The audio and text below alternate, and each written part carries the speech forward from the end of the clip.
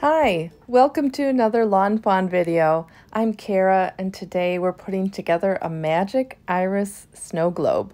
So we're using snow globe scenes, over the mountain borders, tiny gingerbread, the magic iris, 3 rings, 1 cut with the insert die and an extra one to color, and then the other pieces, 3 of the stabilizers, 3 of the sausage pieces. The Magic Iris Snow Globe add-on with the base trim cut out of the shimmer cardstock in the tropical pack, the pink color. And I'm also using it as my base, but I'm using the back side of it. You can see it's a little darker, but here it is compared to the raspberry cardstock. So it's kind of in between there. All right, also using the Season's Greetings line border in Cilantro and the little arrow of the Magic Iris in Cilantro as well. And the Snowflake Trio and Snowy Sky stencils.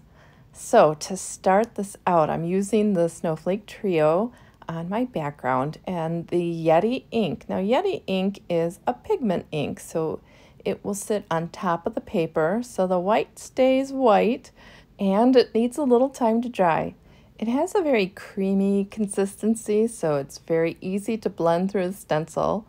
I'm going to add some extra snowflakes on the borders because the border area of my panel is what you're going to see because the snow globe will be in the center. The large snowflakes will add a bold interest to the background, but without taking away from the snow globe in front. All right, speaking of the snow globe, it takes 3 rings to make the magic iris, but I have an extra ring I'll use to decorate the front of the globe. And I also have a centerpiece here. I'm using speckled egg distress oxide, and I'm coloring the insides of the rings that are going to make up the magic iris, and then I'll color the entire ring that will be in the front. Well, I'm also using broken china. The speckled egg and broken china together made a blend that I was looking for my sky.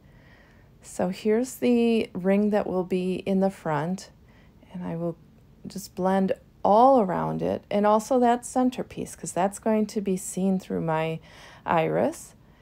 And then I have to leave those to dry. Now I also ink blended those 3 sausage pieces or the blades of the iris.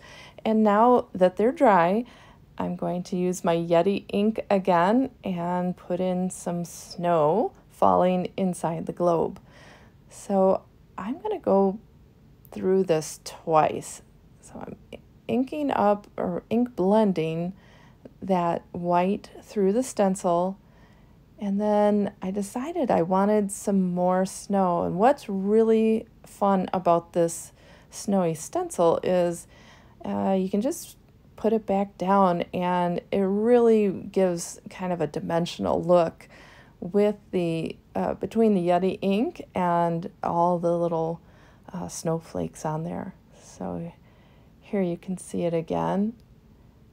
And then I'm going to do it for all of these sausage pieces. I will ink blend it first one time and then move the stencil just a little and then ink blend it again.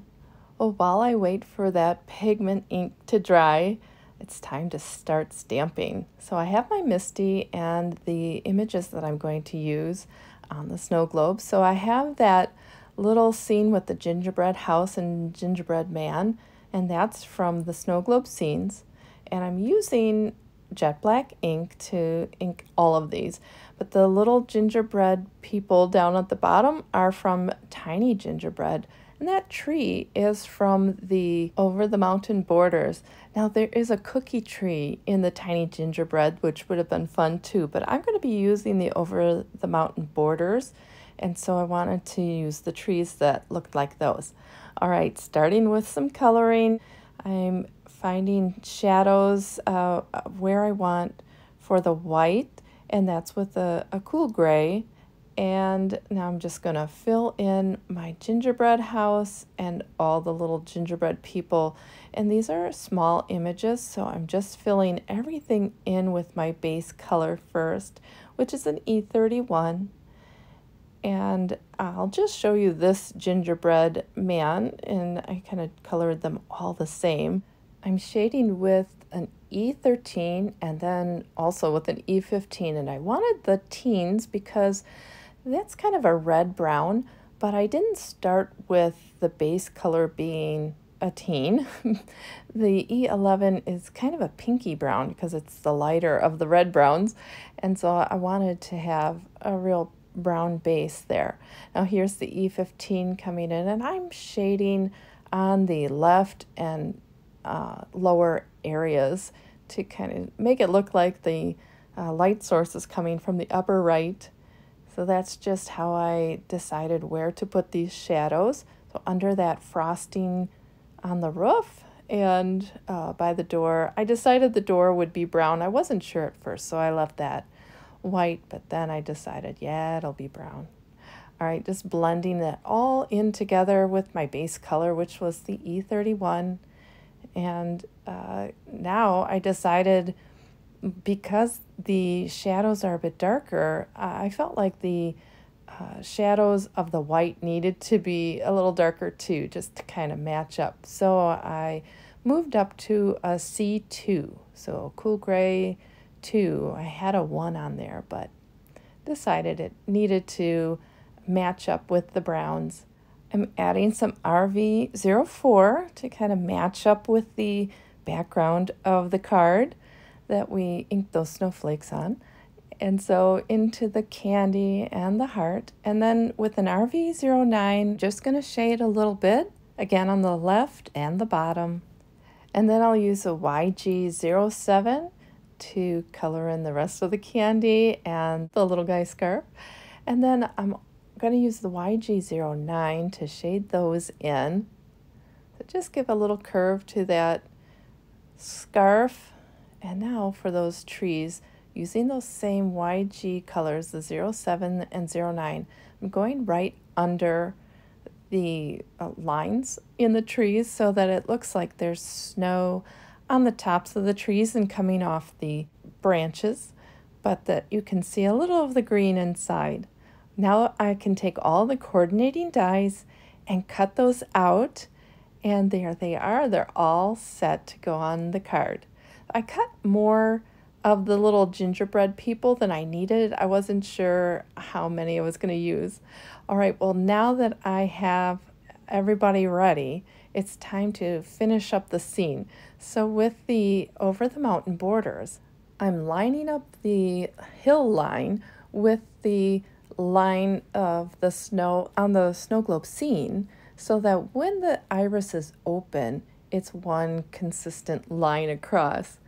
So I'm stamping that down, just lining it up and inking it up, stamping that down, and now I have my scene that's going to be consistent on the globe. So I'll color those in, and I'm coloring these trees in just the same way as I colored the other trees.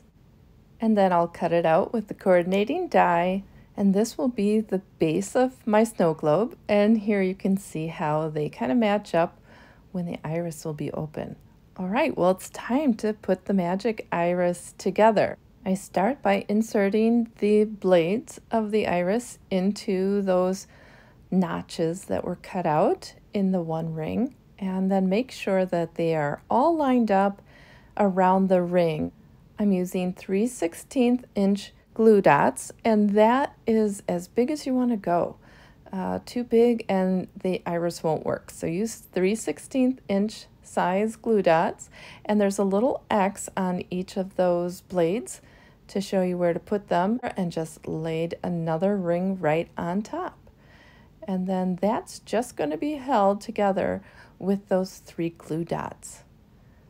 Once I have that pressed down, I'll turn it over, and there are 3 stitch line marks that show where to put your adhesive.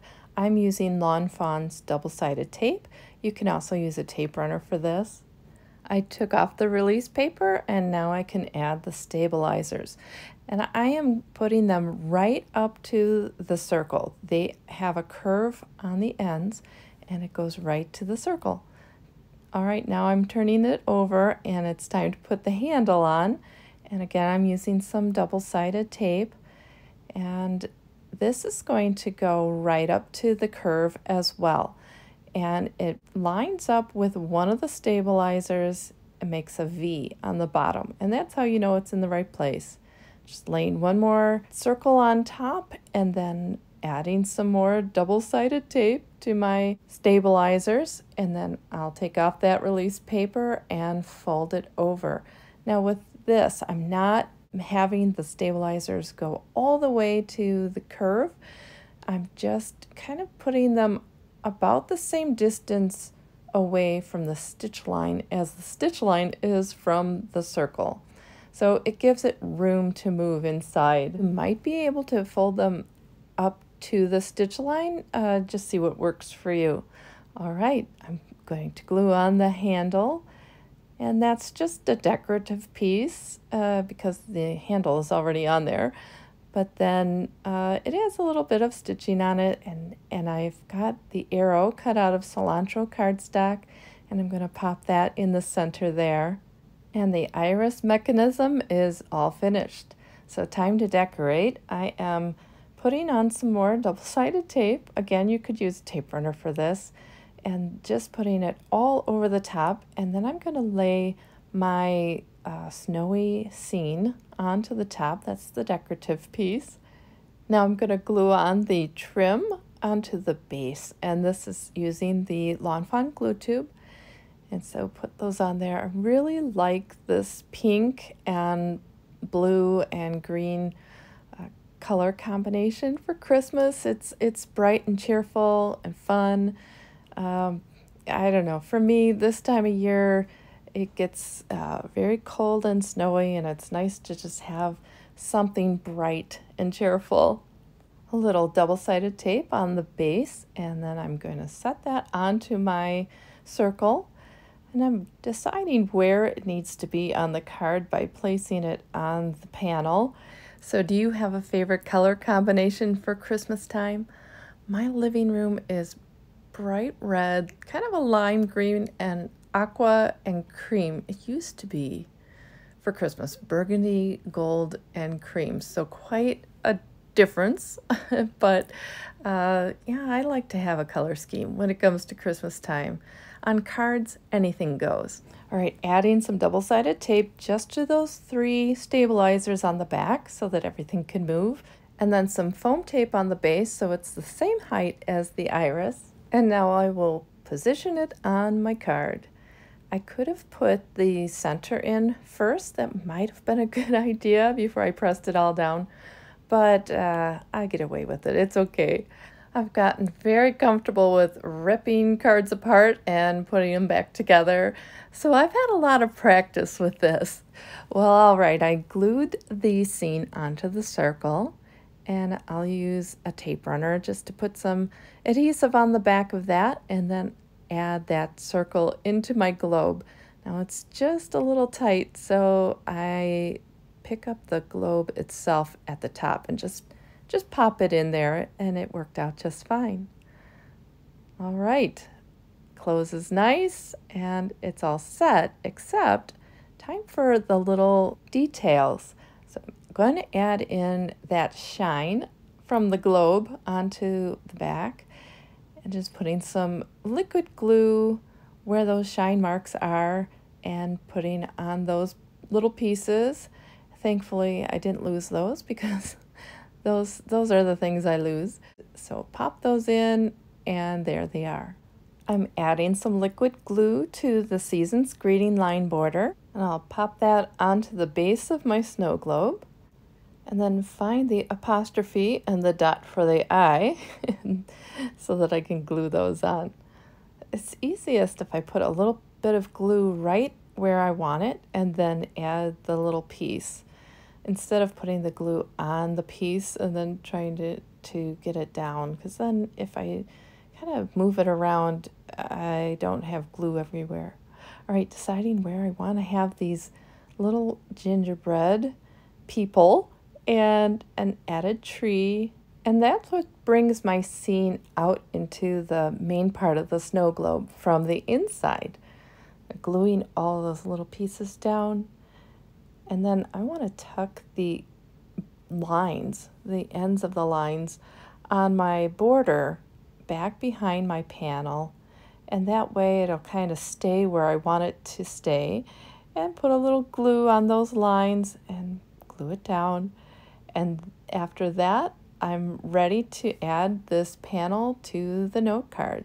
So a little adhesive on the back and a 4 1/4 by 5 1/2 inch note card, lining them up and pressing it down. I decided to use the lawnfawn glitter pen to add a little bit of shimmer to the snow on the trees and on the ground. And that's when I realized that I didn't put any shadows on my pieces that I just glued down. So I'm taking the C2 marker and just lifting them up a little bit, trying to get a bit of shadow behind and to the left of them so that it's just like the other trees and the pieces inside the magic iris too. Well, now I can go back to glittering up everything and sew a little glitter on that shine and on the blades of the iris and on the main part of the snow globe as well. And I'll lift it up here to see if you can see some of that shine on there. And our snow globe card is complete. Well, in this case, it might be powdered sugar. I don't know. Anyway, I hope you enjoyed the video today and it inspired you to make a snow globe scene for yourself. Thanks for watching and have a great day. Bye.